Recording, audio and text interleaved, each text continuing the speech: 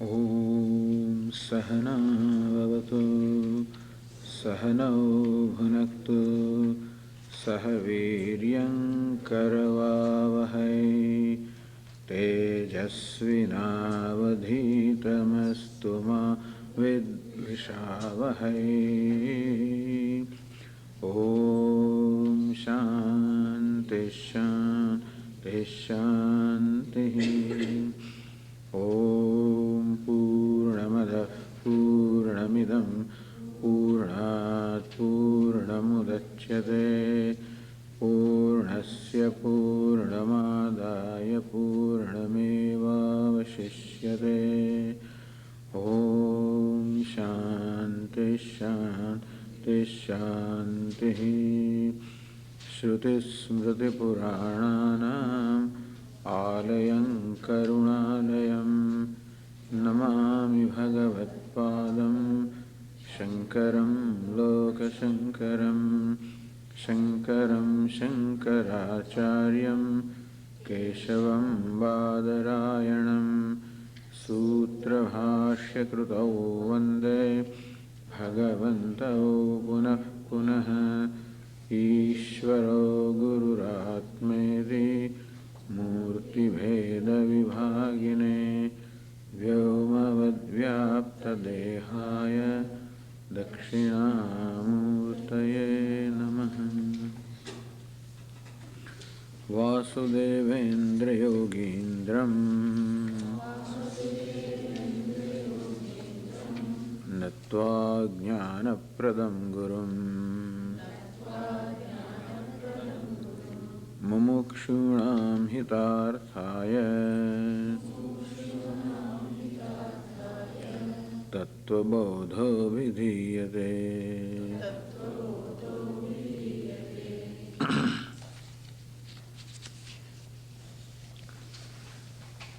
Let us read the passage from the beginning on the page 4.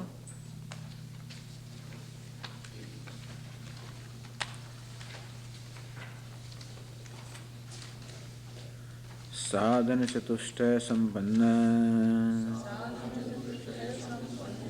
Adhikarinam Moksha Sadhana Bhutam Tattvaviveka Prakaram Vakshyamaha. Sadhana Chatushtayam Kim Nitya Nitya Vastu Vivekaha Iha Mutrata Phalabhoga Viragaha Shamadhi Shatka Sampattihi Mumukshutvam Cheti Nitya Nitya Vastu Vivekah Kaha Nityam Vastu Ekam Brahma Tadvyatiriktam Sarvamanityam Ayameva Nitya Nitya Vastu Vivekaha.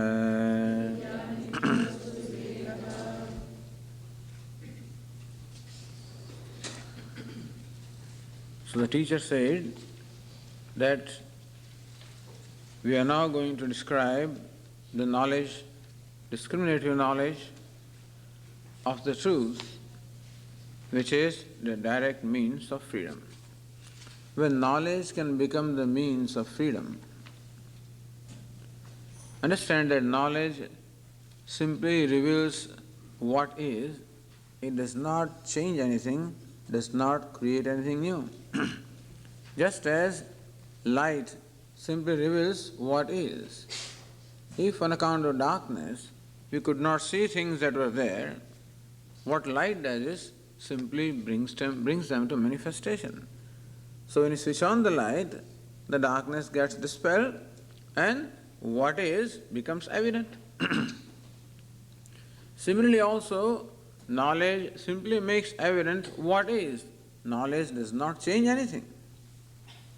Here it is said that we will talk about that knowledge which is a means of liberation, which is a means of freedom. So knowledge simply removes ignorance.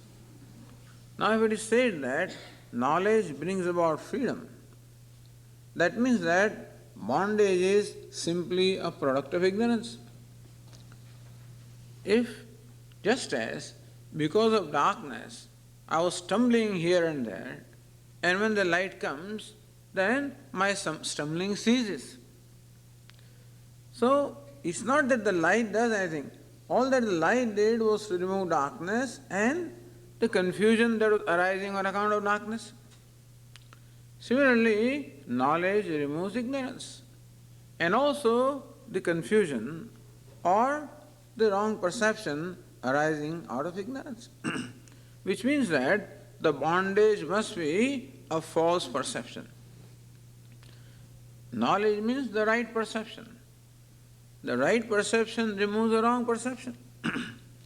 Now, if knowledge or right perception removes bondage, that means that bondage is nothing but a false perception.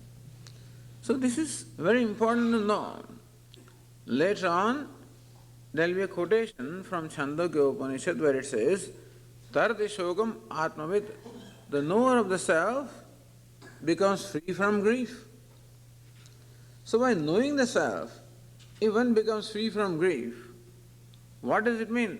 It means that grief or sadness is a product of ignorance.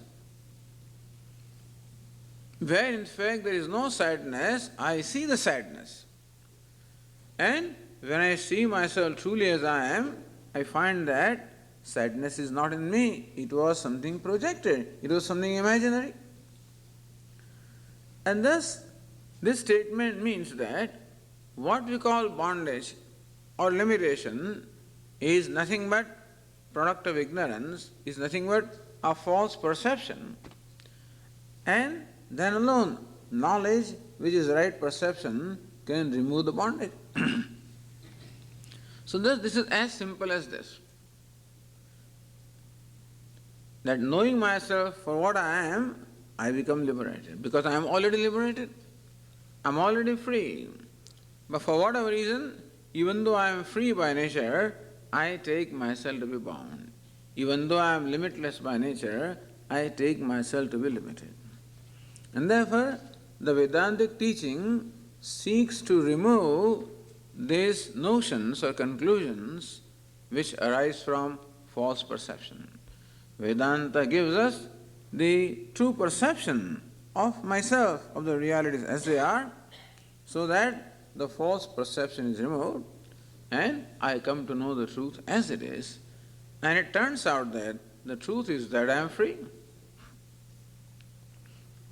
So, that is why the discussion about knowledge, how knowledge becomes the means of freedom by removing the notion of bondage.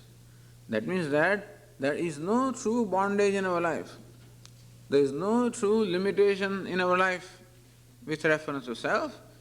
That bondage or limitation, a sense of smallness about myself is merely a notion and not a reality about myself. What is this fourfold qualification? Viveka, Vairagya, Samadhi, Shatka, Sampatti, Mumukshutvam. Then what is Viveka? Nitya, Nitya Vastu, Viveka Kaha. What is Viveka or discrimination between Nitya and Nitya? Between eternal and ephemeral, imperishable and perishable, which is beyond time and within time. What's the distinction? How to separate them? So in order for us to recognize something, we need to know its characteristics. If among the people who are sitting here, if we have to identify a given person, suppose a messenger is sent here that give this message to such and such. Sometimes children come in and they're looking for the parents, So he looks everywhere. And then finally crisscrosses a path and comes to a certain point. Because he knows his mother. He knows the characteristic of his mother, and therefore he can distinguish from everybody else.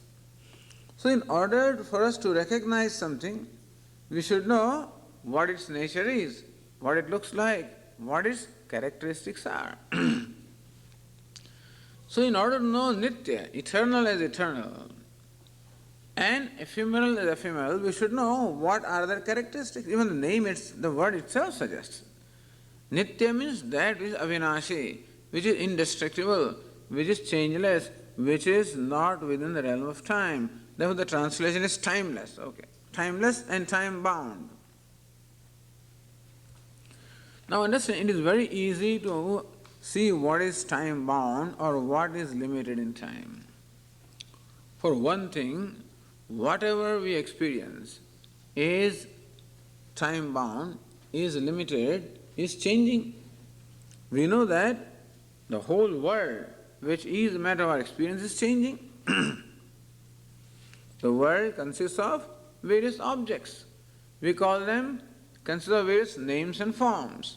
And therefore, every object, such as a flower, has a name and a corresponding form. A pot is a name, corresponding form. Swami is a name, a corresponding form. Thus, the objects are characterized by names and forms. And everything that we know is changing. Nothing is ever the same, even the next moment. The change may be so subtle that we may not notice it. But we see it in course of time. So when we see a person every day, we think that the person is the same. Suppose we go away for a few years and see the same person for 5 years, then we say, a lot of change here, what happened to you? When did you grow old all of a sudden? It's not all of a sudden. Every day the person is growing old. In 5 years, you see that this difference. When you see every day, the change is so subtle that you don't see the difference. So you think that your father always looks the same, Swamiji. My mother always looks the same. Because every day we are with them. It's only when you see them after 5 years or 10 years, then you can see that change happens. So even though we may not necessarily note the change or be able to mark the change, change always happens. So everything is anitya, everything is subject to change in time, everything is perishable. We know that the whole universe was born at a certain point in time. When it was is a matter of discussion, whether it was 20 billion years ago or 10 billion years ago or 12 or 13 or 13.5, there's slowly, I guess, coming down to the exact number when it was created, whenever it was created. And everybody knows that someday it is also going to perish. Whether it's an expanding universe will contract one day, but it's a contracting universe and whatever, but then whatever be the model, someday it is going to perish. Whatever is born is going to perish someday. And everything is born, therefore, everything is perishable, everything is anityam. But if everything is anityam, is there something nityam? Is there something changeless? The rule is that a change always requires a changeless platform. A moving train requires the tracks that do not move. A running flow of water in the river requires the bed that does not run. A rotating wheel requires the center of the axis that does not rotate. So it is our experience that change takes place based on something that is relatively changeless. Therefore the whole universe is changing, everything is rotating, running, constantly changing. There is nowhere do you find anything that is stationary. Every atom also is constantly changing, and every electron. There is a tremendous amount of energy, tremendous amount of movement, mind-boggling movement is going on all the time. And at what rate we are moving, we just don't even know. We know that the earth rotates around the sun at some 11 miles per second. We don't feel it. But this sun itself is rotating perhaps around something. We itself is rotating around something, and who knows at what speed. Everything is running, moving constantly. But all this movement calls for something that becomes like the axis, like the substratum which would not move, around which all the movement takes place. It just goes to reason. What is that which is the changeless substratum of all these changes? It is called Brahma. So Nityam Vastu Ekam Brahma. In the whole universe which is changing, the world of names and forms is constantly undergoing change. The text says that there is a changeless platform, a changeless substratum, a changeless support, a changeless axis, which supports all the changes that are taking place. And that is called Brahma or Brahman. As we said yesterday, the word Brahma is derived from the root bruh, which is in the sense of vruddhi, in the sense of growth. So Brahma means that which is growing, which is big. How big is it? Big without any limitation at all, without unqualified big. Means that it is the big, it is limitless. So Brahma means big, it means boundless, it means limitless. So here the text says that there is Brahma, there is something boundless or limitless, which is Nityam, that does not change. Understand that alone can be limitless, that does not change. Because what is changing is going to perish someday. And what is perishable cannot be limitless because it is limited in time. What is limited in time would be limited in place also, would be limited in every way. And therefore, Brahman, in order to be Nitya, in order to be time unbound by time, in order to be timeless, in order to be not changing with reference to time, should also be that which does not change with reference to place, which does not change in any way. So, therefore, Brahman is limitless. So, that which is changeless is also limitless. Because anything limited in time, anything limited in place will always change. Take anything which is bound by space, is always acted upon by the forces outside of itself, even big mountains also, the huge things.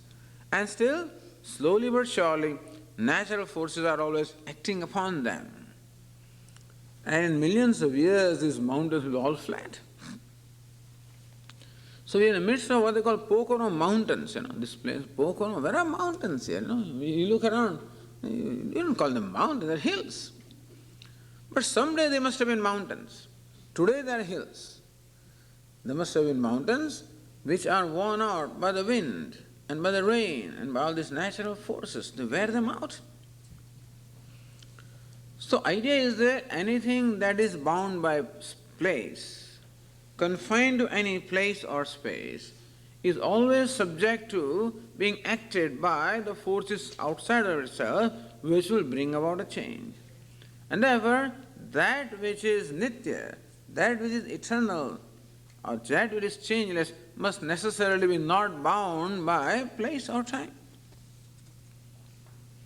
So nityam, not bound by time, not bound by place, not bound by any qualification, must also be limitless.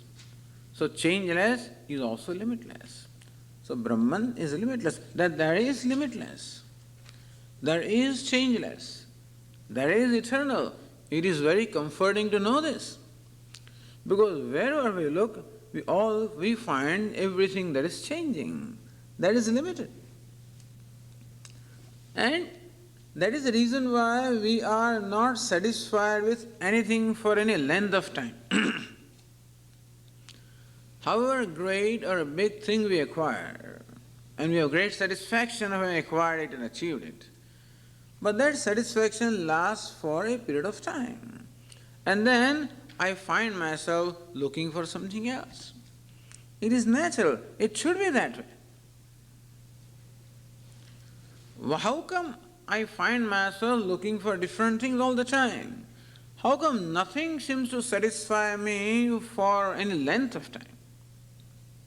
The satisfaction that I derive from anything is always short-lived. Why is it so? How come nothing seems to satisfy me? It is because nothing can really satisfy my requirement. What do I require? What do I want? Well, I want the limitless. So the basic urge in my heart is that I want the limitless. I want perfection. I want completeness. I want limitlessness. And my heart will not settle for anything less than that. Most people do not understand this urge of the heart, and therefore they keep fulfilling desires as they arise in their mind, thinking that by fulfilling desires that they will be all right someday. But desire, when there is a desire, I perform an action to fulfill that desire. An action is limited, and therefore its outcome also is going to be limited. Any effort is limited in time and place, and therefore whatever achieved as a result of an effort also is going to be limited in time and place. So achievements from any action is going to be limited. This is our experience. However great that action is, it may be action of war, still. It may be action of election, become the president of President of the United States. Still limited, 4 years. How many years? 8 years. With all the skills and manipulation that you use, still 8 years. How long? So every achievement is limited. This is how the nature is. There's nothing wrong in it. That is how it is. And Vedanta sees nothing wrong in that. There's no criticism about it. That's what it is. What we need to understand is what it is that we want. How come we are not satisfied in our life? Each one that is sitting here is an accomplished person in one way or the other. We may not be the President of the United States and the great billionaire, but still, in our own way, we are accomplished people. We have had education, we have worked, we have earned, whatever we have done, there is a lot of accomplishment. And still, I find that my level of satisfaction has not gone up. I was a wanting person, a lacking person. Even when I was born, I was wanting and lacking. And all along I find myself wanting and lacking. What I lack seems to change. What I desire seems to change, but the fact that I desire, that always is. The desirer has not gone. In spite of fulfillment of countless desires, the desirer has not gone. That shows that there is desire for something which is not fulfilled. And the point is there any possibility of my desire ever being fulfilled? The answer is no, because what I desire is limitless. And it is not that I have decided to desire limitlessness. I find myself desiring limitlessness. I am born with that desire. It's a natural desire. There are many desires that are cultivated desires. Like desire for laptop, a cultivated desire. Desire for Thai food, a cultivated desire. Things like that. Desire for a Mercedes, maybe a cultivated desire. But desire to appease hunger is a natural desire. I want only pizza, no, that's a cultivated desire, but then desire for food is a natural desire. That I find myself thirsty, and therefore desire to quench the thirst is a natural desire. I must only cook, that's a cultivated desire. That's what the marketing, that's what Medicine Avenue does, to change the natural desires into cultivated desires. So every time I feel thirsty, Coke, thirsty, Coke. They connect headache and anisine, headache, anisine. So every time, moment headache, you ask for anisine. Sometimes people do not know that what they're using are all generic names, They think, in India, many people think that Cadbury means chocolate, So I want a Cadbury. You give them any chocolate, they think, this is Cadbury. So Cadbury is not, is just one brand name. It's not chocolate. But this how? But that is all marketing. So yes, there are many cultivated desires, but as I said, we are born with natural desires. there are urges in this body. At the same time, there is this urge in our mind. And that urge I am trying to fulfill. Most people do not take time to understand what that urge is. And therefore, as the desires arise in the mind, they keep on fulfilling them. So Vedanta wants us to address that very desire. What are you desiring? What is the desire? And you find that the desire is one of limitlessness. That is also a natural desire. And what is limitless must necessarily be changeless. It must be not bound in time and place. That is called Brahman. So Brahman is very relevant to us. Not only that there is Brahman, not only that there is changeless, not only that there is limitless, but that is what I want. And therefore we are interested in this knowledge. It says Nityam Vastu Ekam Brahma Tadanyas Sartad Vidiriktam Saram Anityam. That the Ekam, one Brahman or limitless is. So thus this is called Viveka, discrimination. Recognize that everything, whatever is created, every name and form, however great or big it is still perishable, it is limited. However, it is comforting to know that as a very substratum of all these limited names and forms, there is limitless, which is Brahman, which is changeless, which is limitless. And when I analyze or look into my own urge or desire, I find that what I am seeking in life is limitless. I am seeking Brahman. So if this is called Viveka, what do I want? I want the limitless. I want to see myself perfect. Why am I not satisfied with myself ever? Because I want to see myself as a perfect being. This is a demand that I make of myself. I am a very demanding person. I have a demand of myself. What do I want myself to be? I want myself to be perfect. I cannot accept any imperfection about myself. So whenever I find myself lacking, imperfect, I become dissatisfied, and then there is an urge to change so that I would become perfect by changing. Therefore, the process of change, bringing about change in myself, is so that somehow I become perfect or complete.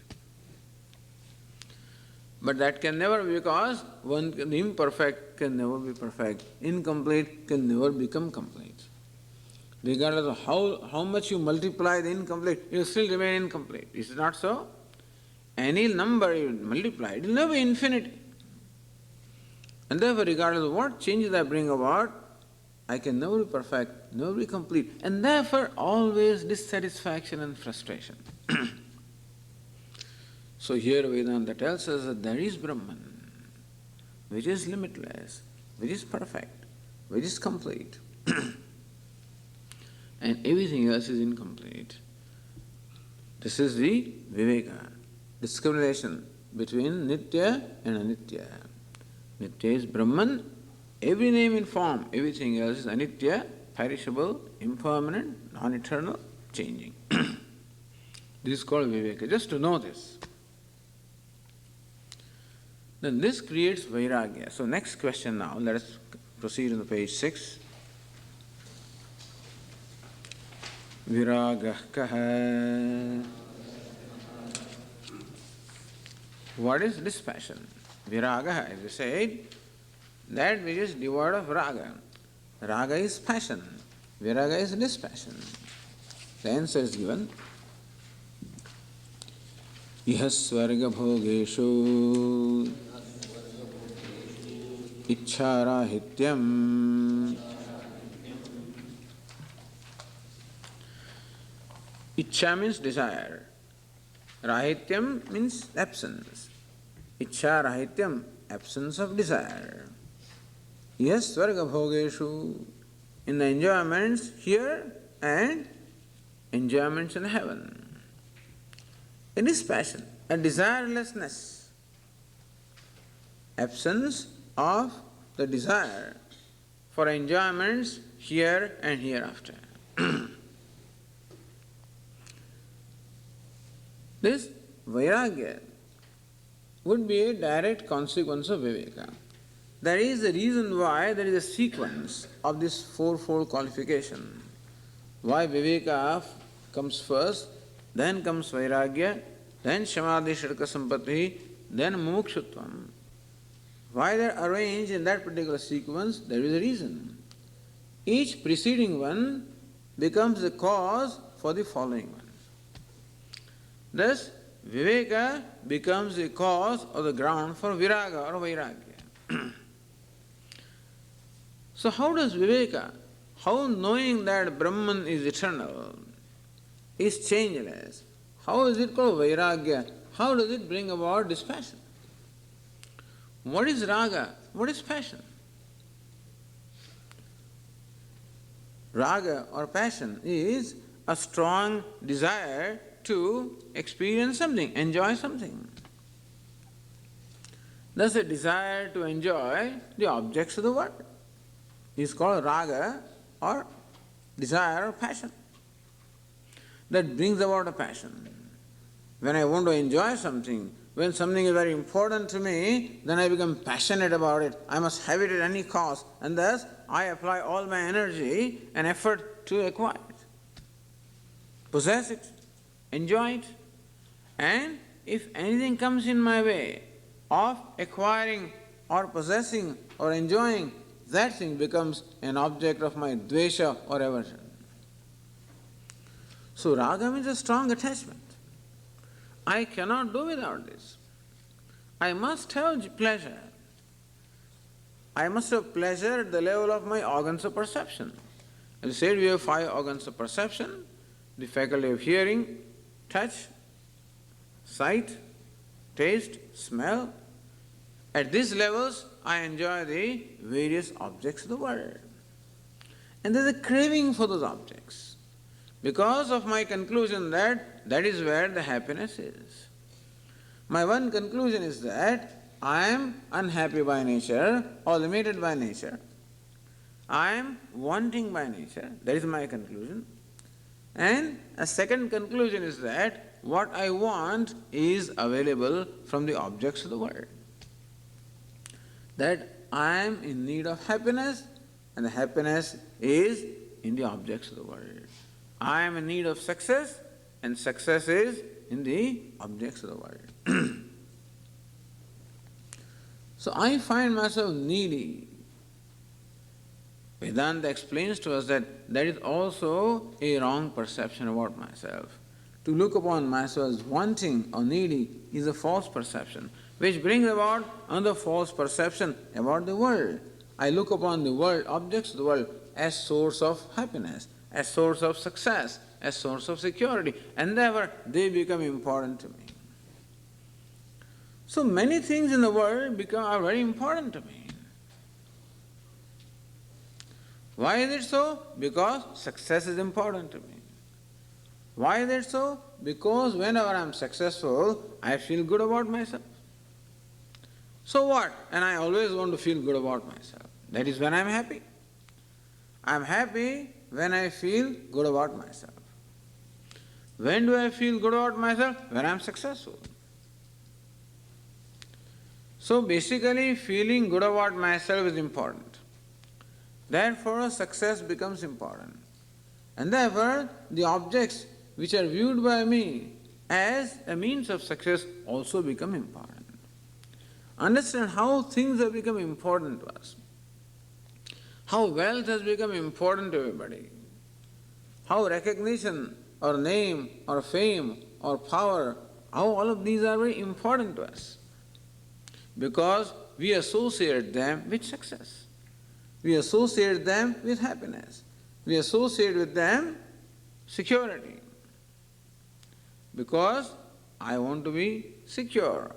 I want to be successful. I want to be happy. Now, that is something natural. To be successful is quite fair that I want to be successful. Nothing wrong in it. That I want to be happy is fair. I want to be secure, or I want to be fearless, I want to be free from any fear, insecurity, is also understandable. So these desires that we have are understandable. That I want to be free from insecurity, that I want to be happy, I want to be successful. These are natural desires and they have to be fulfilled. But the way I am trying to fulfill them is thinking that some wealth will give me happiness and security, or some people will give me, some house will give me, some position will give me, some power will give me, maybe heavens will give me. In short, something other than me will make me happy or secure. This is my conclusion, and therefore those things have become important to me. And whatever is important to me for my happiness or security, naturally I am attached to that because I want it. And whatever comes in the way of acquiring that becomes an object of aversion. So raga and dvesha, attachment and aversion. Attachment for that which is important to me, and aversion for that which comes in the way of my acquiring what is important. In the Indian films, the standard famous triangle, always. The one character of Indian films was a triangle, Either one woman and two men, or one man, generally that's how it would be, because then they can fight and do all kinds of things, One man, two women, not usually, so you remember, but it's one woman and two men, and fight with each other, and that's how there's a lot of excitement.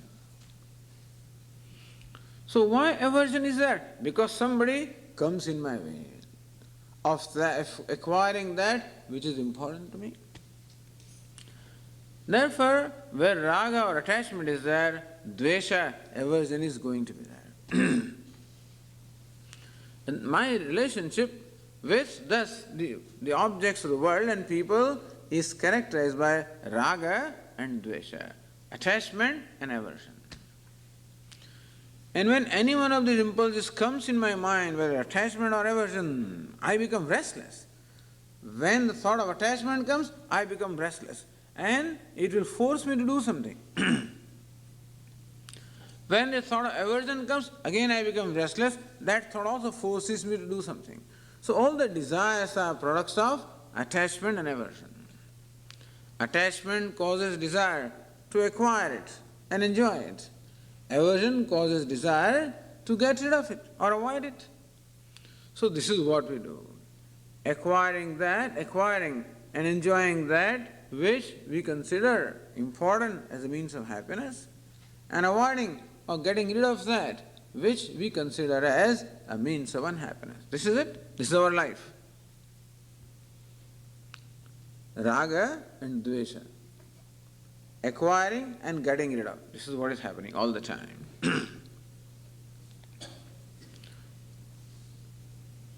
So what is viraga? What is vairagya? Freedom from raga and dvesha.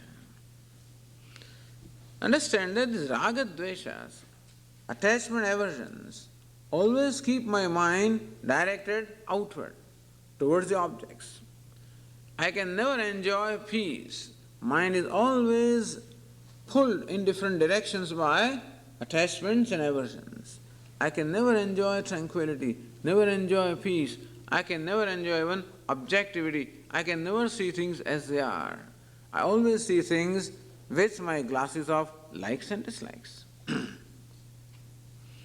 What is viraga? What is vairagya? What is dispassion? Freedom from the passions of raga and dvesha. Freedom from the passions of attachment and aversion. How would that come? By viveka, the earlier thing. What is viveka? Is discerning what it is that I want. When I understand that what I want is limitless, and when I recognize that whatever is out there is limited, and therefore it can never give me the satisfaction that I am seeking, then I become indifferent to that. As long as I think that something will give me satisfaction, then I want it. When I recognize that it will not, then I become indifferent to that, meaning there is no more attachment and no more aversion. So attachments and aversions are caused on account of false perception of the objects of the world and freedom from them comes by the right perception. That they are limited. They are fine as they are, nothing wrong in them. Vedanta does not say that we should hate the world. No, respect the world, love it, enjoy it, but recognize it for what it is. That world is a beautiful place. It has wonderful things, but that is what they are. I don't have to own them, possess them, make them mine, just leave them where they are and enjoy them where you are and leave them where they are. Because making them yours, possessing them, is not going to give you fulfillment because they are limited. And what you want is limitless. So Viveka, discrimination is that what I want is Brahman, what I want is limitless. And that all the objects, however, wherever, they are here or hereafter. Iha meaning in this world, Swarga, in the world hereafter. That whatever it is limited. Understand that heavens is not much different from here. At least heavens that is described in the Vedas is not much different. Whatever difficulties we have, the pain that we have, or sorrow we have, is not there, that's all. That's the imagination of heaven. That in this world we become young and then slowly we decline and then we perish. Except that in heavens there is no declining, no perishing, you always remain young. In heaven you possess different kind of body, so you don't have the restrictions that you have of cholesterol and stuff like that. You can enjoy things as you want. Cholesterol and sugar and calories and fat. It's a big headache. You just can't enjoy food these days, that's all. Yesterday I read an article that now the limit of the bad cholesterol, which is the low density cholesterol, is formerly was 100 and now it is reduced to 60 and 50 and 40. I was looking at my report, 118. I said, well, so far I thought I was all right, but now no more. How can you sleep at night? No? You're supposed to have only 60, what was the LDL or what do they call it? I have 118. So far I was comfortable. Now I look at milk, cholesterol, this, cholesterol. There is an obsession. These problems are not there in Swarga, in heavens, that's all. So, that is why people who are burnt out the pleasures in this world, they always imagine heavens where there will be no such restrictions. There the body will be such that we won't suffer from heart attacks. And there will be no, if there are arteries, at least they won't clog up, even if they are there. There will be no cataract in the eyes. The ears will not have problem of hearing. You won't get hearing aids. That's very enchanting. And so that's the kalpana, that's an imagination of heaven. Whether such a thing is there or not, we do not know. The Vedas say that there is heaven, we accept it. But basically, coming to think of it, it is no more enchanting than what is here. And therefore, there also there are categories. There also there are cooks, and there are drivers and servants. There also, depending on how much punya, how much virtue you gather, accordingly you get a place in heavens. So you may have an apartment overlooking a park, and somebody may have a ground floor apartment, somebody may have a apartment overlooking ocean, and you may be somebody's chauffeur, and somebody may be your boss, whatever. All these things suppose are likely to be there because the position you get in heaven is going to be decided by the amount of virtue or punya that you accumulate. Same samsara there also. Because there also some jealousies are going to be there. Oh, how come this fellow has more, has bigger car than I have? Well, if they have, what kind of vehicles they have, I do not know. But so there is no dissatisfaction there also. In short, nothing, just nothing in the world can satisfy me. This should become very clear to me. And therefore, it's not out of frustration that I become free from attachment. It is out of maturity, out of a mature understanding that this is the nature of things. That is how they're designed. That's what they're meant for. They're meant to give me comfort, but not happiness. They can give me comfort, all right, and if I need comfort, I may have them, but I cannot expect to give them happiness or security. Only Brahman can give me happiness and security. The limitless alone can give me happiness, security. Nothing limited can ever do that. If this understanding becomes clear from my own experiences also, I can analyze my own experience and see how I, in spite of acquiring so much, I have still remained dissatisfied. So my experiences also will confirm that. And therefore, it will be very clear to me, what I want in my life is Brahman, nothing else. Everything else becomes, then it's all right. I'm not interested, they're no more important to me. Then there are no raga and no dvesha. No attachment, no aversion. Aversion is there when somebody comes in my way, but if there is no way, then there is no problem. If I am driving on the road, then whoever comes in my way, I get angry. People enter, they jump the line and do all kinds of things. Here when you go on Route 33, then the two lanes become slowly one. There's a merging point. Up to this, 2 lanes, and then 1. Some people go all the way, and then they come in there, and then people, they get angry. They try not to allow that person as much as they can, But if he's smart, he'll somehow make his way through. If he's an Indian rickshaw driver, all you need to do is have your nose inside, that's all. And then you can make your way. Like those big trucks do, They just put a little nose in there and then everybody stays away. Same problem. So, thus when we recognize that this is how it is, then I become indifferent, meaning free from raga and dvesha. If I don't have to go on the travel on the road, no problem. Let the trucks go where they want to go. If you have to travel, then of course there are going to be problems. Thus, viraga is freedom from raga and therefore freedom from dvesha by a mature understanding of the nature of things and nature of my requirement. Understand that there is nothing wrong with the world as it is, fine. And we can really enjoy it only when we have dispassion. Meaning that as long as we relate to things with raga and dvesha or attachment and aversion, so long it's not a healthy relationship. When I'm attached to something, that is also not healthy. There is an aversion, also not healthy. Healthy relationship is when there is no attachment, no aversion. Then there is love, really. So in fact, the love is stifled because of attachments and aversions. So therefore, a person who enjoys vairagya or dispassion is a person who is free to be able to be kind to everybody because there is no agenda. So vairagya means having no agenda for anything. Leave them where they are. Give them the freedom to be what they are. No agenda for anybody. But Swami, how about my children? Have agenda for them. How about my spouse? Okay. Because when there is no agenda for anybody, immediately these questions will come. So have agenda for a few for whom you are responsible. But no agenda for the President of the United States, Iraq and Iran and this and that, and agenda for the whole universe.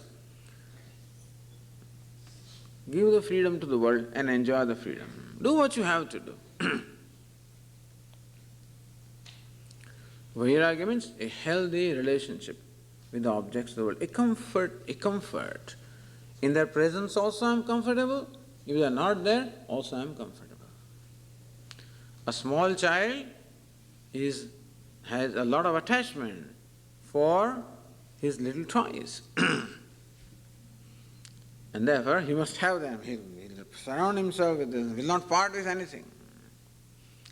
When he grows old, it's okay. Not that now you are 30, how about those toys? Some people continue to have those things even then also. That's different. But usually you don't.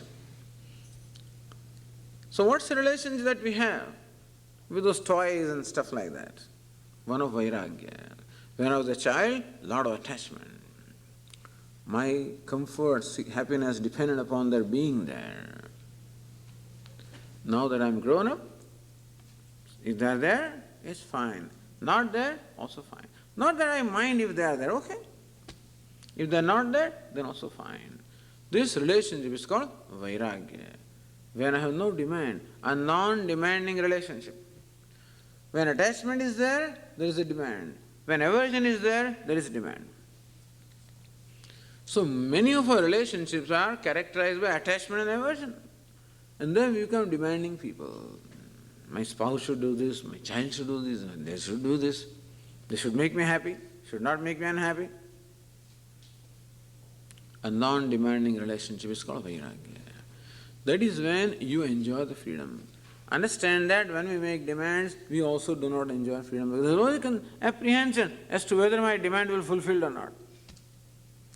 And therefore a non-demanding mind. Vairagya means a non-demanding person. Which non-demanding is not out of frustration or helplessness, out of a mature understanding of the nature of things as well as nature of my own requirement. So viveka forms the basis for vairagya. And vairagya forms the basis for the third qualification, samadhi shatka sampatti. So let us continue our discussion. Next one. Samadhi sadhana sampatti ka. What is the accomplishment of the sampatti? Sampatti means the wealth, beginning from Shama. So what is the sixfold wealth beginning from Shama, etc.?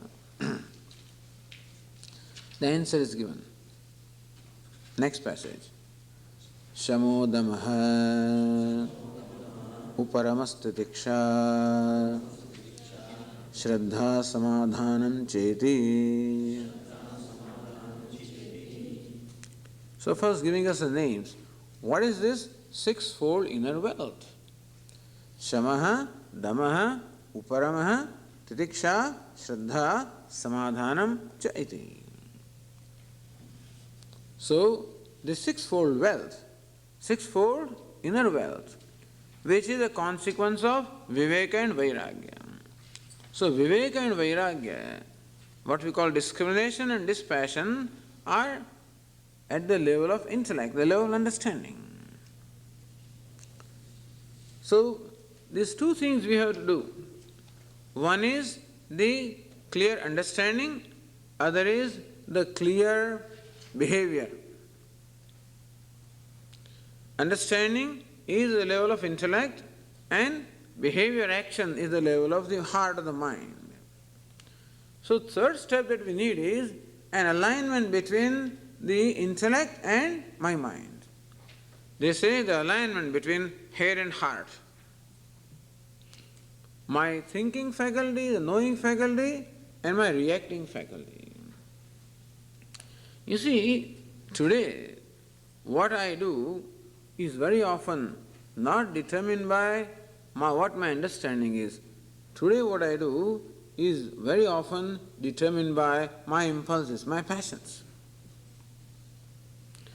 And therefore, these raga, dveshas, all these passions have become sort of deeply rooted in my heart because of my whatever understanding I had in the past.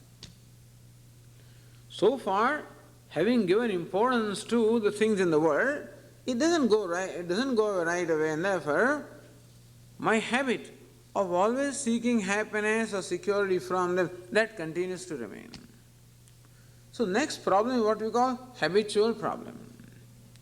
First is the intellectual problem of proper understanding.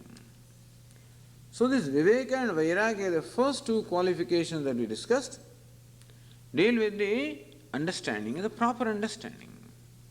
That what I want is limitless. What is around me is limited. And therefore, they cannot give me what I want. So that understanding is viveka, and therefore an attitude that arises, a non-demanding attitude, is called vairagya. However, a second problem is what we call habitual problem. It has become my habit to always seek happiness from the things. Because so far my conclusion was that is where the happiness is. So it's become habit. Therefore, this third qualification is to bring about a change in the habit. This is called samadhi shatka sampatti. Meaning that, you see, sometimes you must have heard this, Swamiji, I know everything, but I can't do that. Swami, what's the use of this? he gives all big lectures and everything. Look at his behavior. So very often we find a lack of alignment between what our understanding is and what our behavior is. Because behavior is at the habitual level. Understanding is at the intellectual level. So the habitual faculty, the impulsive faculty, the reacting faculty that I have should also be brought in alignment with the understanding faculty. In short, there should be an alignment between the thought and the word and the deed. The word and the deed today are controlled by my impulses. Thought has changed, but I should bring about a corresponding change in my word and my deed. So, working on my habitual patterns of thinking, habitual patterns of reaction. Very often we tell ourselves that I am not going to get angry. And we find ourselves getting angry. Like this person comes to Swami and says, Swamiji, I've given up anger. Really? Yes, I've given up anger. Since when? Since last 4 months. So I don't think you can give up anger, Swamiji says. Just teasing him. I don't think you can give up anger. Yes, Swamiji, I've given up anger since 4 months. Swami says, well, I think that perhaps no provoking situation has arisen and therefore there is no occasion for anger. No, Swamiji, I am telling you, I've given up anger. Again, coolly Swamiji continues. But I think that the reason is because nobody is provoked you in the last 4 months. But Swamiji, I am telling you that I have not gotten angry. And once again, coolly says, I think the reason is that nobody is provoked. But Swamiji, I am telling you, And so, it is there. So very often we find that our resolve not to get angry, our resolve not to do certain things does not seem to work because there seem to be some powerful impulses that seem to control our behavior, and often we do not have control our own mind, our own behavior, our own reactions. Moment you say something, I'll just react without thinking. So lot of this behavior that we have is without deliberation. It is called impulsive behavior. And therefore, we find today that our behavior is usually determined by or controlled by our passions, meaning raga and dvesha, attachment and aversion. So, this anger, greed, jealousy, all of these are products of raga dveshas.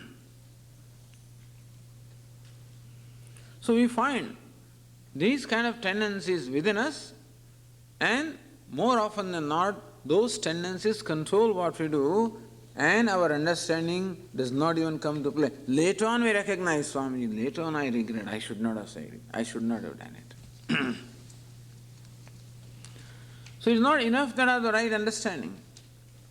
It is necessary that I should have the right behavior. I should have a control or mastery over myself.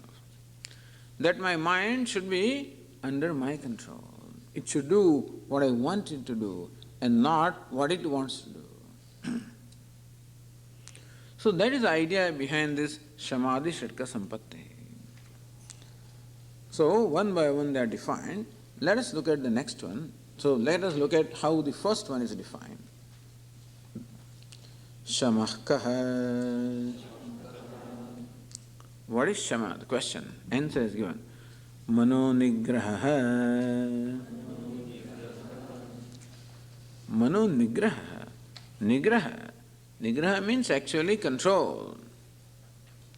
Restraining.